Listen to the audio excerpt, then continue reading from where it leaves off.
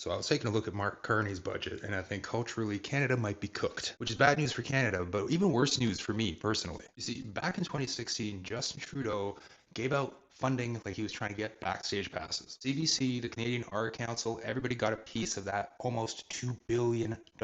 That's right, $1.9 billion invested on culture in 2016 by Mr. Justin Trudeau. Meanwhile, what does Mark Carney give us? I'll let you guess, but it's not $2 billion.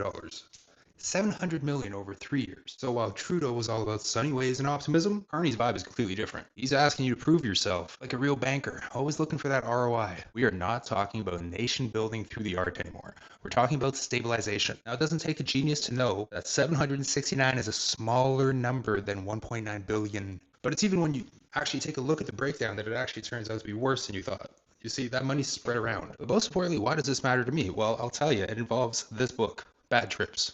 I wrote it in jail, and it's about a disgraced Canadian journalist who ends up smuggling cocaine for clout. You will never guess where I came up with the idea. So yeah, this matters to me personally. Mark Carney, I'm coming for you. See, when Trudeau came in, his message was to dream big. Sunny ways are ahead. Now that Carney's in charge, it's all about making sure that you can prove that you need that funding. Let's go through the numbers really quickly. Trudeau budget number 1 gave $550 million to the Canadian Council for Arts, $675 million to the CBC. That was a great waste of money. Another $168 million to build cultural spaces.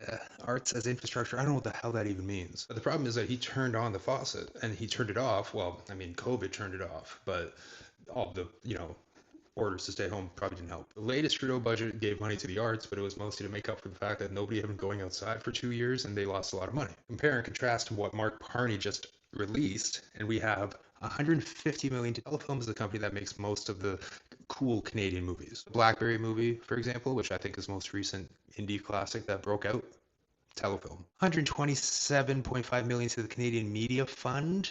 Yeah, I'm not sure what these things are. They move around quite often. That's probably money to Israel. And $67 million for live events and $21 million for community heritage, arts as recovery. The interesting thing is that this budget specifically talks about how we need to protect our culture. Protect being the key word here. What culture? We will talk about that at a later time. 2016 money, all about creation. Boom, go. 25 money, all about preservation. No, you can't have this. It's mine. Don't touch it. What they're saying is they're trying to protect us from algorithmic sludge. But you and I both know that AI is actually a very powerful tool when used properly. It should not be silenced. Now listen, when I wrote Bad Trips in a prison cell up in Kingston, I wasn't thinking about where the money was going to come from to make whatever movie was going to come of it. I didn't even know if there was a movie. I still don't. But Trudeau made it possible for me to think big. Carney's asking me to prove my worth to the taxpayers, and that's fair. I pay taxes. I own property now. I hate immigrants. Just kidding. See, I don't know what Canadian culture even is. I don't know what Canadian arts contribute to Canadian culture, if anything at all. But remember, when you see that there's $769 million reserved for arts and culture, that doesn't mean it's all going to grants and museum owners. It could be going to tell stories like mine,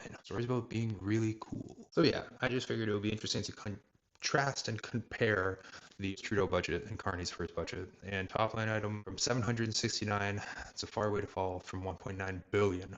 But, if I could leave people with one question, maybe sound off in the comments, is what are the cultural relics that came from that $1.9 billion? 2016 was 10 years ago. What kind of Canadian culture has been created in that last 10 years that talks about who we are as a nation and as people? Outside of the Blackberry movie, I'm having a really hard time pinning it down. I don't think Drake got that money. Maybe The Weeknd got that money. All I know is I want some of that money too. So until that day comes, I can subscribe. Grit and grind. Let's go.